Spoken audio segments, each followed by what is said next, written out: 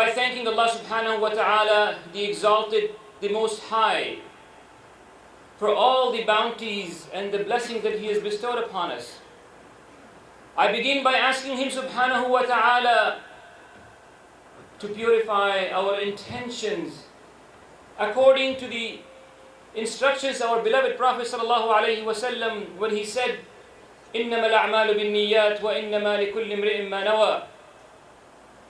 My brothers and sisters,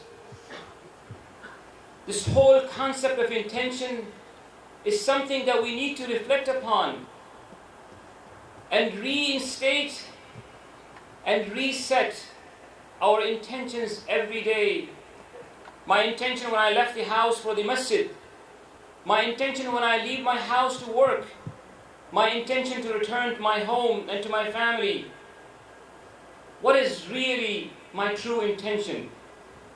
That's what really is going to decide the fate of your actions. My brothers and sisters, I wanted to reflect with you today for a few moments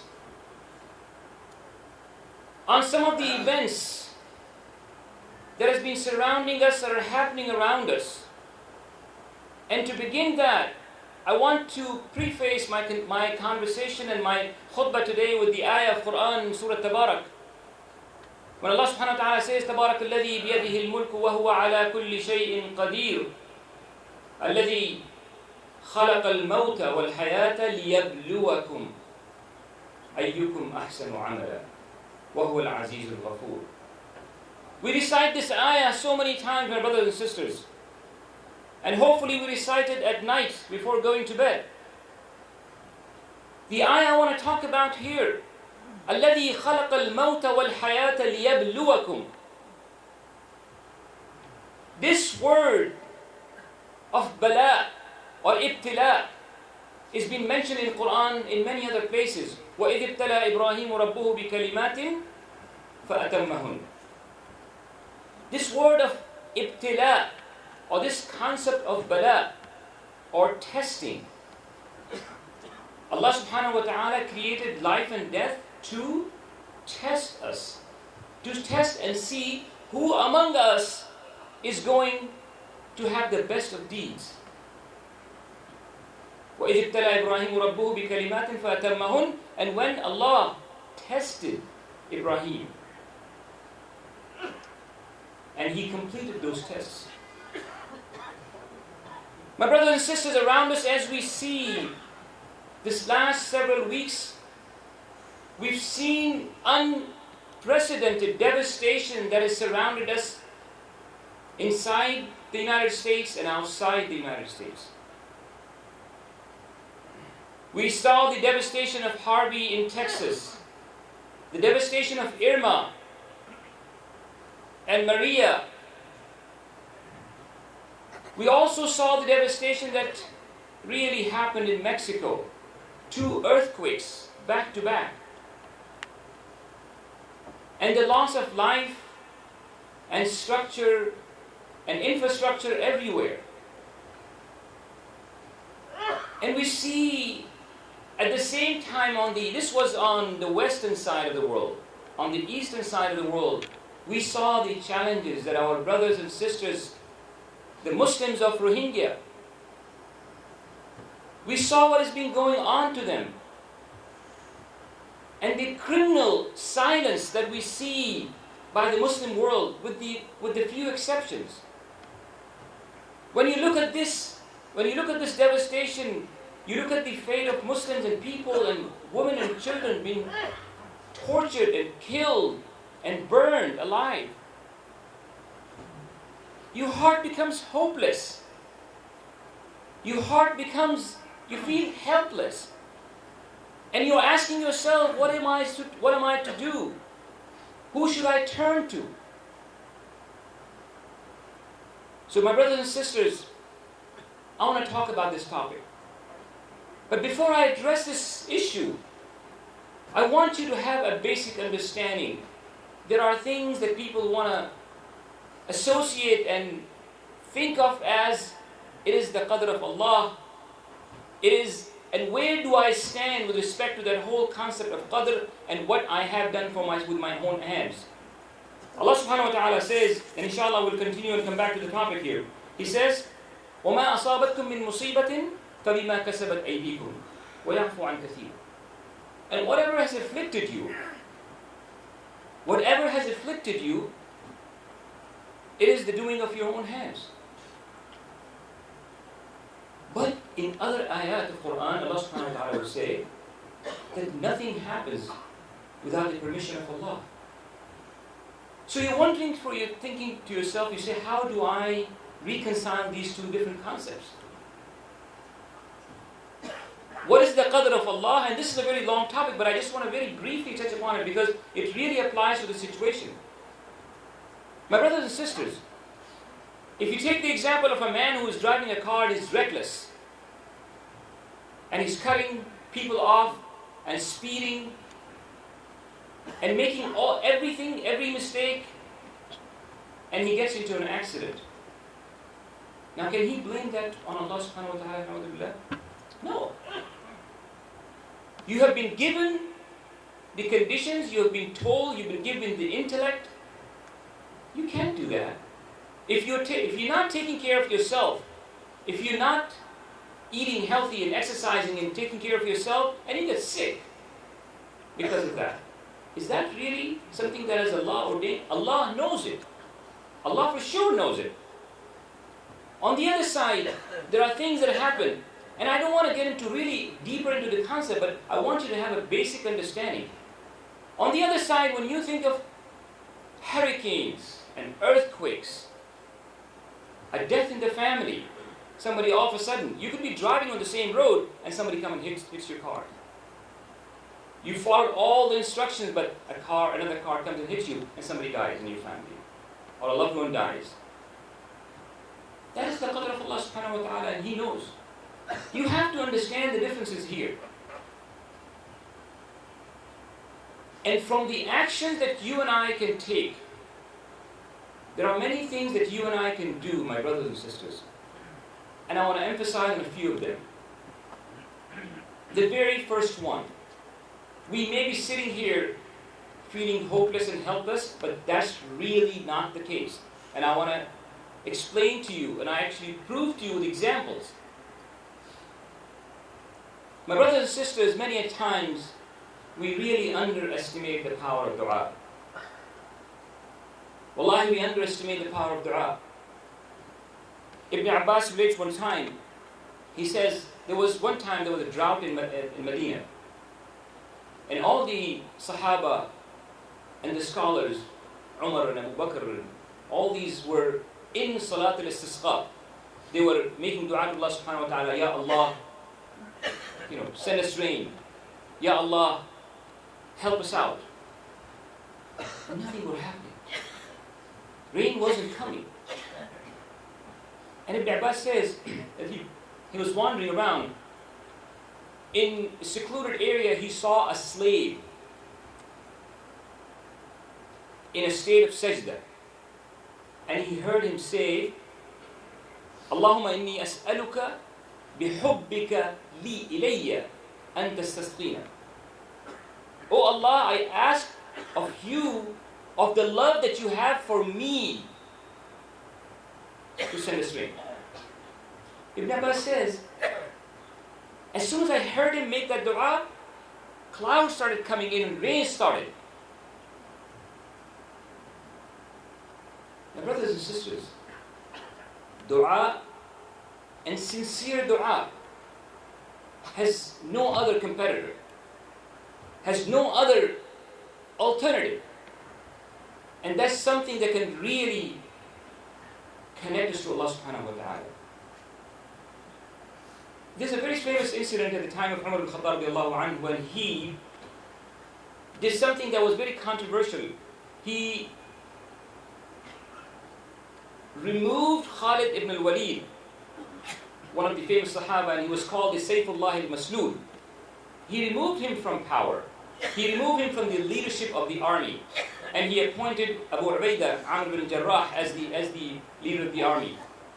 And a lot of people started really questioning his judgment and saying, why did you do that?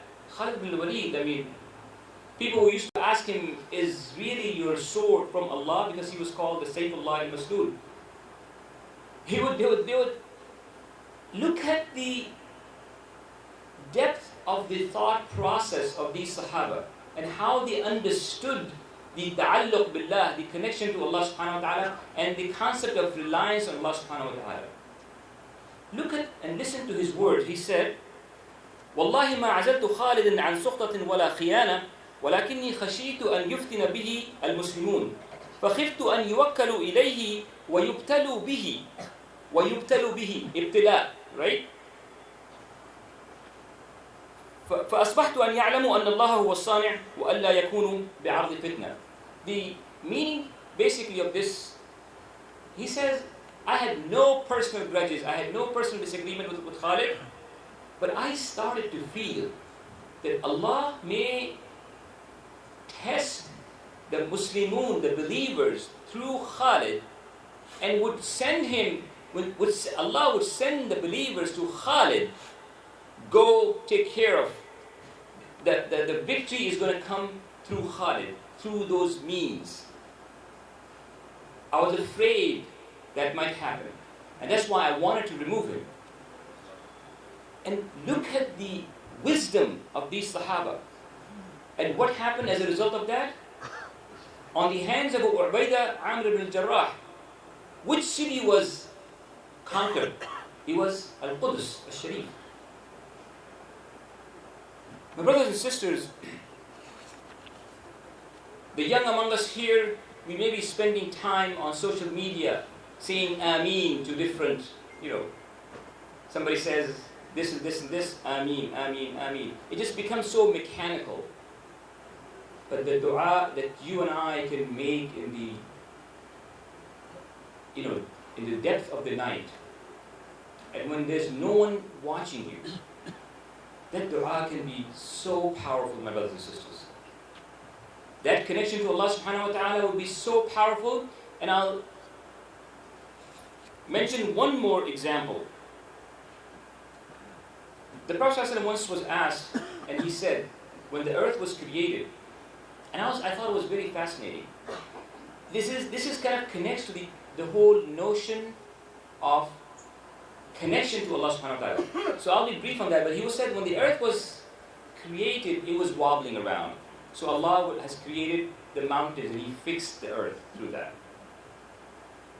So the angels were surprised. They said, SubhanAllah, Ya Allah, is anything more powerful than these mountains? He said, yes, iron is more powerful. They asked again, so what is more powerful than an iron? He says, the fire is more powerful than the iron. And then the water, and then the air. And we've seen example of that just recently, right? The air, the fire, all that. And then they asked again, the angels asked again, they said, what is more powerful than the air? That was the most powerful of all these. He says, the sadaqah that has been given from the right hand that the left hand doesn't know about. The purity of intention, the sincerity of dua, that connection to Allah subhanahu wa ta'ala is the most powerful that can move the arsh of Allah subhanahu wa ta'ala. My brothers and sisters, the circumstances that we're going through at this time, what we are seeing in terms of devastation in Texas and in Florida and other parts of the country, this is the time that we as believers need to stand up and show the true face of Islam and Muslims.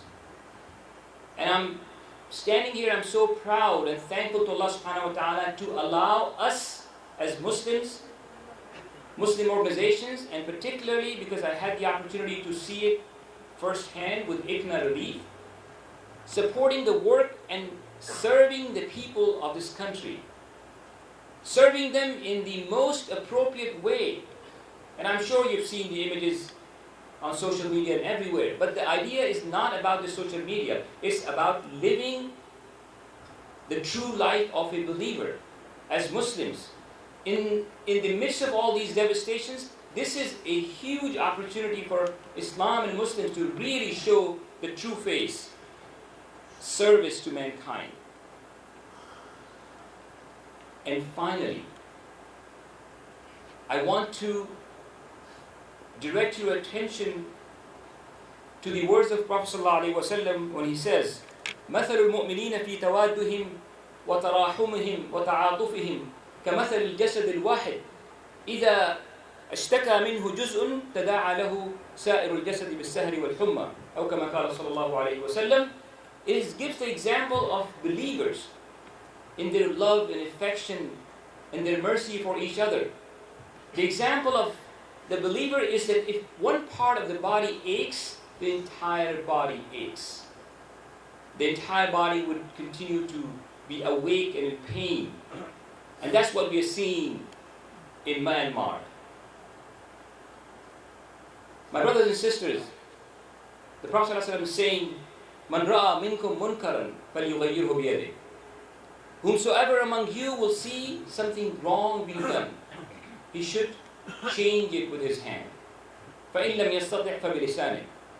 And if he can't even do that, then he should say something about it. Speak up about it.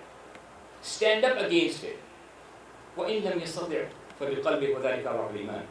And if you can't even do that, then at least have the pain and have the concern. Have the dua. Pray for these people who are really have no one for them.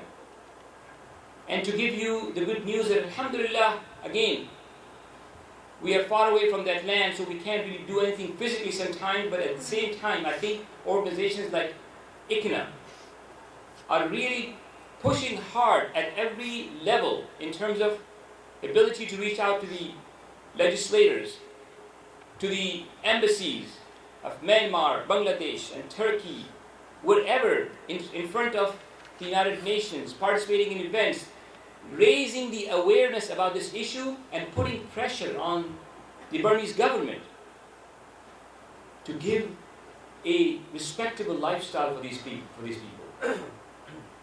My brothers and sisters, it is through adversity. It is through adversity that people and character develops. It is through difficult times that people are able to show their true faces. It is through test and trial. لِيَبْلُوَكُمْ أَيُّكُمْ أَحْسَنُ عَمَلًا. That's the whole game, my brothers and sisters. This is what's happening around us. Allah subhanahu wa ta'ala could have created a perfect world around us. People living in harmony and peace. People are all loving each other. No fight. No blooding of no bleeding. No killing of people, innocent people around. He could have done that, but he didn't. Remember the question of the Malaika? أَتَجْعَلُ فِيهَا مَنْ يُفْسِدُ فِيهَا وَيَسْفِكُ الدِّمَاءِ. Oh Allah, are you going to create this world and you're going to put this human being on it to shed blood? What was the answer of Allah subhanahu wa ta'ala? إِنِّي أَعْلَمُ مَا لَا تَعْلَمُونَ. I know something you don't know. Allah wants human beings to raise to that level, to raise to that ultimate utopia in terms of their character, in terms of their, compassion, their truthfulness, their concern, their honesty. This is the journey, my brothers and sisters, that we take throughout this life. لِيَبْلُوَكُمْ أَيُّكُمْ أَحْسَنُ عَمَلًا. لِيَبْلُوَكُمْ أَيُّكُمْ أَحْسَنُ عَمَلًا. He's going to test you. This life is not meant to be permanent and peaceful and enjoyment for the rest of eternity. No, it is the next life. Why would he? And we kind of pretty much got it wrong in ways. So we ask Allah subhanahu wa ta'ala to give us the true understanding, my brothers and sisters. We ask Allah subhanahu wa ta'ala to make our hearts feel that pain and suffering for our brothers and sisters, and that we prostrate in dua for these helpless people. We ask Allah subhanahu wa ta'ala to allow us to really rise as true Muslims. Rise and show the world what Islam is. Show the true colors of Islam. We ask Allah subhanahu wa ta'ala to protect you all. وَقُولُوا قَوْلِي هَذَا وَاسْتَغْفِرُ اللَّهَ الْعَظِيمَ لِي وَلَكُمْ فَاسْتَغْفِرُوهُ فَيَا فَوْزَ الْمُسْتَغْفِرِينَ.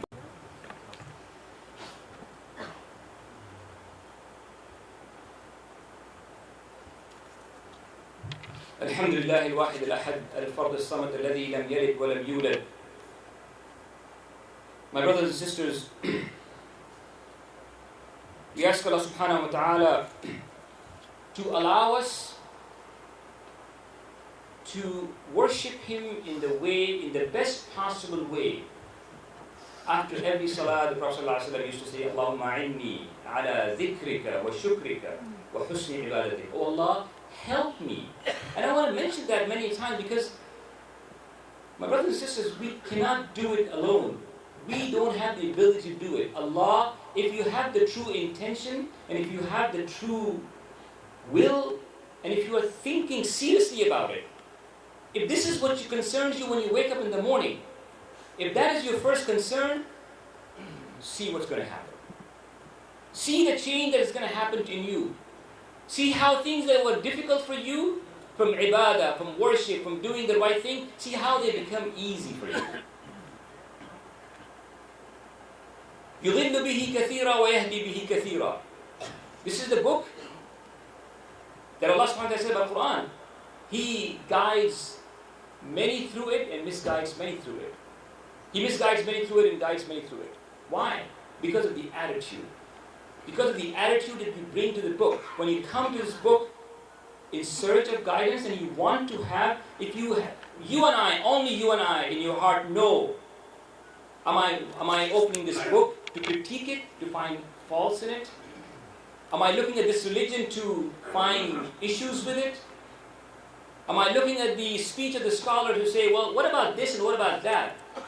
Or you say, no, Ya Allah, as you're going through this experience of life, you say, Ya Allah, help me. A'inni ala dhikrika. Oh Allah, help me to remember you. Wa shukrika. And be thankful to you. Wa husni ibadatik. And to worship you in the best possible way. You tell me, can we would have figured out this ibadah on our own, on how to worship Allah subhanahu wa ta'ala? Can we would have figured that out? No. It was for the mercy of Allah that He's created us, given us everything, and the top of that He gave us the best way to prostrate to Him. The way that we can really, our hearts would feel at ease and calm. My brothers and sisters, this life is a test. Everything that happens around us is a test. And I've said this in the past, and I'll say it again. I really think the jaza and iqab, the reward and punishment will be in the hereafter. Allah may be trying to wake people up through these shocks. Allah may be trying to do that, but it's not a punishment. This is nothing. You come in the water and you die in 1 second. Is that a punishment? It just goes away.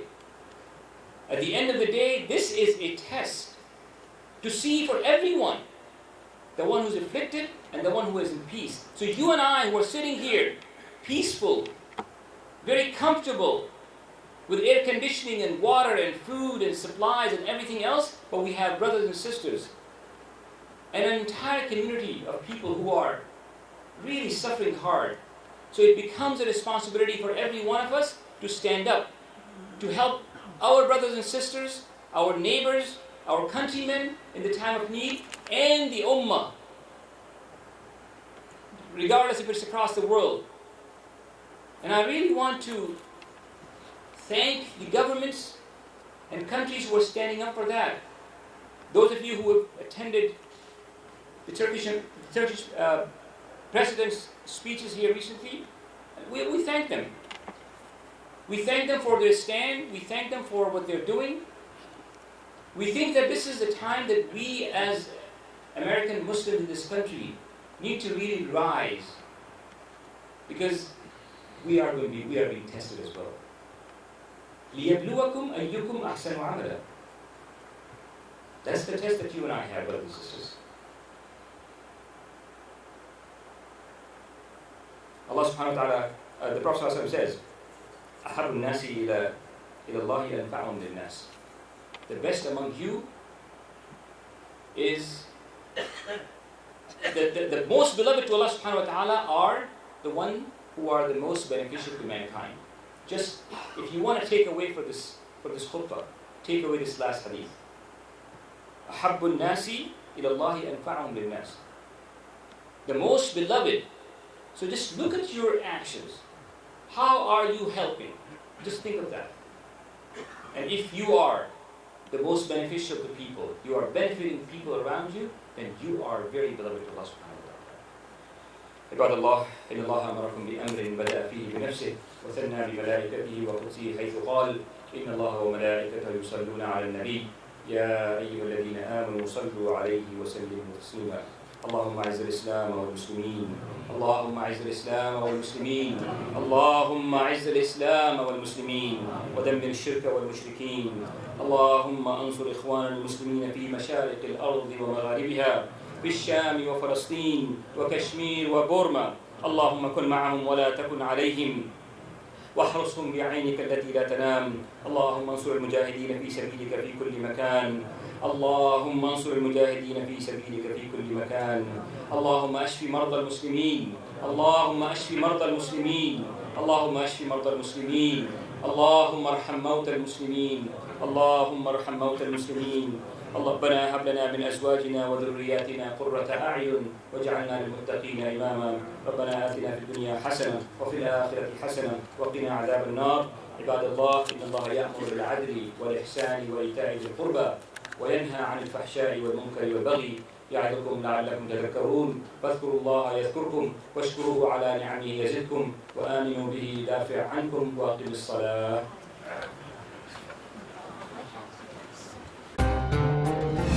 ITV, Call of Peace, Save Humanity.